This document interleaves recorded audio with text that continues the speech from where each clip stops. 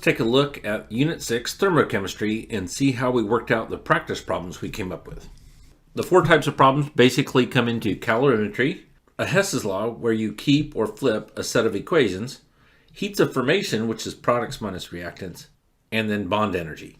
Number one has to do with calorimetry. So we use the equation Q is equal to mc delta T. The number of joules is given to us. The grams of the metal is given to us. The change in temperature is given to us. All we have to do is find C, and C comes out to be 29 over 15 times 15. The correct answer there is 0.13. So this should be something that your students should be able to do without a calculator. So let's take a look. It's not really any of the four I mentioned. This is more of a using delta H in stoichiometry. So if I take the 2 moles given to us in the problem and the 126 kilojoules per 4 moles of sodium hydroxide that's in the equation, I get the answer 126 divided by 2, which is 63. A lot of the AP questions have extra information that the students don't really need to know to answer the question. However, it is information about the chemistry of what's going on. In number 3, you're given grams of C6H6 and it's trying to find out how much heat is lost. Notice it says magnitude, and that means it doesn't want a positive or negative number, just a number. So we set up the stoichiometry, 16 grams times 1 mole over 78.12, the molar mass, and the information from the equation, 6535 divided by 2. And again, we don't care about the negative because it only says the magnitude of heat lost. Since they already mentioned heat lost, that's that negative sign. This is a problem that your students would need a calculator for. However, down in number 4, notice the mental math stipulation again. You take the grams, you convert it to moles, and then you multiply it by the kilojoules per 2 moles of barium that's in the equation. The reason why it's mental math is this is 13.7 divided by 137. You see this a lot on the AP exam. The kids should be able to go, oh, that's the same thing as 0.1. 0.1 times half of 1107. Half of 1107 is going to be 500 and something. 0.1 times 500 and something. The only answer that looks halfway correct is B, 55.4. Number 5 is another calorimetry problem. This time we are given the specific heat, we're given the mass, and we're given the change in temperature. We're just asked to find Q, the number of joules. So we plug in the numbers from the problem, and we get the answer 26 joules. Number 6 involves us combining 2 different aspects of thermochemistry. One is the stoichiometry we've done before, and the other one is then taking that answer and plugging that into the calorimetry type problem. So let's start with the balanced equation. When sodium hydroxide dissolves, it releases 44.4 kilojoules. I put it on the right because that's another way of thinking about heat. We have to go from 13.9 grams of NaOH over all the way to heat. So the first step is to change it to moles and then use the 44 kilojoules from the equation, and we get 15.4 kilojoules. This is the amount of heat that will be released. Now to plug that number into the calorimetry problem. We change it to joules because the specific heat has joules in it and not kilojoules. So I make it 15,400 joules. I have to combine the masses because what's really warming up, it's not just the water and it's not just the sodium hydroxide, it's both of them combined in the cup. 4.18 is given to us, and then the change in temperature. The change in temperature ends up being 14 degrees. You also could have solved this by making it T final minus 23 degrees for a change in temperature. That's a totally okay way of doing this. My way just allows the students to make it in a couple simple steps instead of one long step. Since delta H is negative, heat is released and the temperature has to increase. We know the change in temperature is 14 degrees. We know the initial temperature was 23, so we know the final temperature is 23 plus 14, and that gives you 37.0. This is the type of problem where you're given equations and you have to decide to keep or flip each equation to create the target equation that's listed below. Notice that this is going to be mental math. There's nothing difficult about this math, so encourage your students to try these without the calculator. First, we have to decide, do you want to keep or flip each equation? For the first equation, since iron oxide is on the left-hand side of the target equation, and it's on the left-hand side of this first equation, then I decide to keep it the way it is, but multiply it by 3. I multiply the entire equation by 3, including the delta H value. For the second equation, Fe3O4 is also on the right-hand side in both the target equation and in the given equation, but I need to multiply it by 2.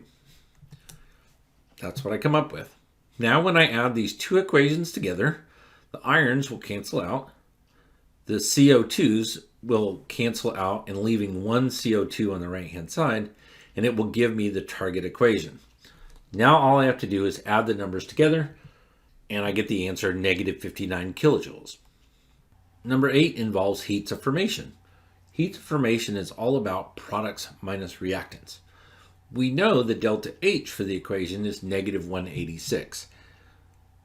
All we have to do is find what is the heat of formation for just the HCl. So we know that the negative 186 is the final answer for products minus reactants.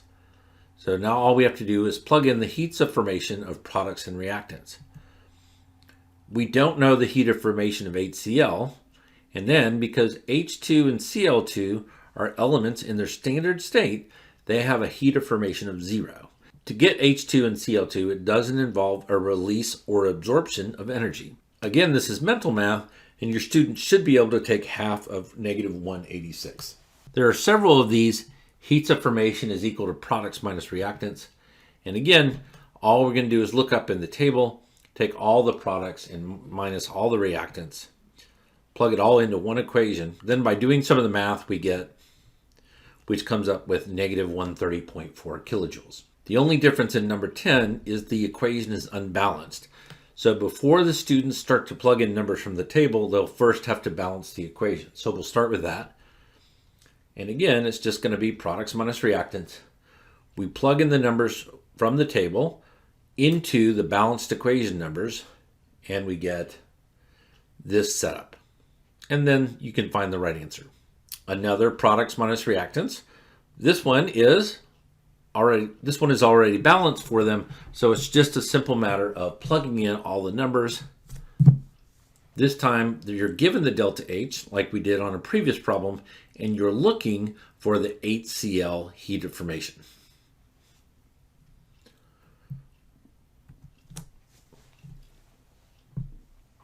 Number 12 has to do with bond energies. For bond energies, this is not on the equation sheet, so it's all the bonds broken minus all the bonds formed. So to find the right answer, we just need to take all the bonds that are broken and subtract all the bonds that are formed, because breaking bonds is endothermic and forming new bonds is exothermic. So that's the basic setup. We plug in the numbers and we get the final answer. 13 can either be a calculated answer or it could be something that your students try to do with just mental math. They could take apart the C2H4 in the reactants and the HBr, add all those up, and then they could take all of the bonds in the molecule on the right and add all those up and do reactants minus products and do bonds broken minus bonds formed. However, they don't have to do that much work. Let's identify the bonds that need to be broken in order to get from the left-hand side reactants to the right-hand side products. We need to break this double bond. We also need to break this HBr bond. Over on the right-hand side, the carbon-hydrogen bonds that existed before are all okay. We didn't have to break them or reform them, so we don't have to worry about them at all. So let's only worry about breaking this carbon-carbon double bond and breaking the HBr bond, and then subtracting from that the bonds formed. Well, what's the only bonds that are formed? This HC bond was formed, this CC single bond was formed, and this CBr bond was formed as well. So they don't have to take the whole thing apart and put the whole thing back together. Sometimes it's okay to just identify bonds broken and bonds formed, and that makes the math easier. Another example of a problem that gives you a lot of information that you really don't need in order to understand how to work the problem. So students need to get used to reading long problems, and then they can be successful in the AP exam. The piece of the data table here is all the heats of formation. So this is all the products minus all the reactants. So we take the numbers from the table that we need, the SO3. Notice that the sulfur is in its standard state and the oxygen is in its standard state. So they both have a delta H of formation of 0. So this is a problem that students really could do in their brain. So the answer just ends up being what's 2 times negative 395. And that's all about finding the answer that's closest in the answer choices. Notice that there's a positive and a negative answer choice. This because sometimes students get mixed up. Is it reactants minus products or products minus reactants? And they get bond energy and heats of formation mixed up. When we teach the students bond energy, it's important that they learn that it's bonds broken minus bonds formed, not reactants minus products. And then the other equation is on the reference sheet. This is another heats of formation, products minus reactants. We take the numbers from the table, plug them in, and we find the final answer. Notice that there's a positive 940.1 and a negative 940.1. Students need lots of practice with this equation because it's products minus reactants, and sometimes having all those negative signs around can cause them problems. This is a case of Hess's law where we need to keep or flip each equation to develop the target equation down at the bottom. This is again a mental math question, so see if the students can do it without aid of a calculator. The first equation needs to be flipped. The N2 needs to be on the right-hand side, and currently it's on the left. When I flip the equation, I flip the sign of delta H. The second equation also needs to be flipped because I need the NO2 on the left-hand side in the target equation. And again, I flip the sign of delta H. Now, these two equations will add together to be the target equation, and all I have to do is add together the two numbers. Again, just products minus reactants. You plug in the numbers, and when you plug in the numbers, you get the final answer. Again, a products minus reactants problem. This one has got oxygen in it, and that's not included in the table. And students need to practice the idea that elements in their standard state have a heat of formation of 0. We plug in the numbers, and when we plug in the numbers, we get the final answer. Number 18 isn't math at all. Anything that absorbs heat is endothermic. If it's endothermic, then it's absorbing kinetic energy and it's changing it to potential energy. Students often think, oh, if you absorb energy, then you're going to get hotter. That's true if you absorbed kinetic energy. But remember, we don't measure the temperature of the chemical itself, we measure the temperature of the system. So if we absorbed energy from the system, changing kinetic energy into potential energy, then the whole system has to get colder, and that has to be a positive delta H. Number 19, ask the students for basic knowledge of a heating curve. In segment 1, this is just a solid warming up. Segment 2 is melting. Segment 3 is the liquid warming up. Segment 4 is boiling, and segment 5 is the gas heating up. This is a good time to let your students figure out what is not the answer instead of what is the answer. So let's look at each answer choice in turn. It's asking us to analyze the slope of line segment 3 versus 5. 5 is definitely steeper, and while letter A sounds like a good choice, it is a gas, and gas molecules have more kinetic energy. It is at a higher temperature, but that has nothing to do with the slope of those lines. The heat of vaporization is greater. The heat of vaporization is involved in line segment 4 when the phase change is occurring. So that has nothing to do with the line segment 3 and 5. As the substance warms, the number of intermolecular forces increases. the number of intermolecular forces wouldn't increase. The molecule is what the molecule is, and the number of intermolecular forces are going to be constant. The specific heat of the liquid is greater than the specific heat of the gas. Remember that specific heat is an idea of how much energy does it take, how much heat has to be added in order for it to change temperature. In line segment 3, notice the slope of it is less than slope of line segment 5. That's because it's taking more heat here in the x-axis to cause the same change in temperature on the y-axis, which means the specific heat of the liquid in line segment 3 is greater than the specific heat of the gas. Number 20 is simply, have they seen a reaction progress graph like they would see in kinetics, and can they interpret it to find the value for delta H? We know that we're changing potential energy to kinetic energy. So even though we start out at 40 and end up at 20, that's a net release of energy because you end up with less energy than you started with. So the delta H is going to be simply 20, and it's negative 20 because it lost energy. This is another calorimetry problem. With a twist, we're asked to find Q and then to take that Q and figure out what is the kilojoules per mole. So we have to find kilojoules and we have to find moles. The moles is easy. Since 21.2 is exactly half of 42.4, then it's 0.5 moles. We plug into Q, and again, what's getting warmer? It's not just the water, and it's not just the LiCl, it's the combination of the two, because one is dissolving in the other. So we put in the mass of both, the specific heat is given to us in the problem, and the temperature change, and we come out with 18.5 kilojoules. The 18.5 kilojoules divided by the 0.5 moles is 37, and since it got warmer, that means it's exothermic or a negative delta H. The students really need to process and think about what is the sign of it anytime they find a delta H.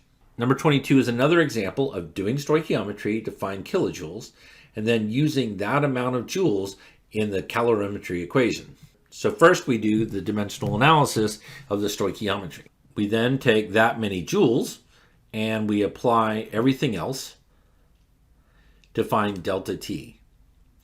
It's very important that you realize it had to be aluminum hydroxide and not the sulfuric acid, because the problem points out that all the aluminum hydroxide is reacted and the sulfuric acid is in excess. So you always have to find the limiting reactant when you do kilojoules per mole. When you find delta T, it ends up being 17 degrees. The delta H here is positive, and anything that's positive means the solution has to get cooler. So we start out with the 38 degrees, it gets cooler by 17 degrees, giving us the answer 21 degrees. Notice that the answer is here for the 17 degrees to be added to the 38, just in case the students missed that delta H is positive. Initially, this looks like a math question. However, notice it's the same amount of iron and the same amount of water. The iron is hot and the water is cold. So to help your students envision that, it's okay to draw out a cup and drop in a piece of iron and label it as 100 degrees and label the water as 25, so the students can think about what happens. This is another example of figuring out what the right answer isn't, and then figuring out, hey, this one must be the right answer because it's the only one that sounds reasonable. A has to be wrong because the energy transferred has to be equal. That's the first law of thermodynamics. B has to be wrong because the higher the heat capacity, the more energy it takes in order to change temperature. So the thing with the greatest heat capacity would have the smallest change in temperature. C sounds reasonable because the amount of thermal energy has to be the same. And D is just a distractor. Students will oftentimes assume that the grams are the same, therefore it has to be an average of the two starting temperatures. This is a calorimetry problem without having any actual math in it, asking students to pick out the data that they would need to calculate it. Since they're making a solution, we need to know the mass of both the rubidium chloride and the water. That's what's going to go into our Q equals mc delta T equation. We need to know the specific heat, and we also need to know the final temperature, so the change in temperature. So we know the initial temperature, we need to know the final temperature. Letter A is not quite right because we don't know the mass of the water. Letter B is also not quite right because we don't know the mass of the rubidium chloride. Letter C looks better because it's got both the mass of the rubidium chloride and the mass of the water. And D adds in atmospheric pressure. But in MC delta T, we don't need pressure anywhere. This is just going to be the mass of the two times the change in temperature times the specific heat capacity, and then we need to divide that by the moles of rubidium chloride to find the final answer. So the correct answer there is C. D is too much information. And finally, this is a bond energy question that doesn't actually involve any math. We know that the overall equation is negative delta H. That means it's exothermic. When you have an exothermic reaction, then the energy released as you formed bonds has to be greater than it took to break all the bonds on the reactant side. Letter A is not right because if this were true, then it would take more energy to be absorbed than it is released as the bonds formed. You would end up with a positive delta H. Letter B is correct because it's basically the opposite of letter A. Letter C and D are just distractors involving pi bonds and sigma bonds, which students have learned, but it has nothing to do with the amount of bond energy.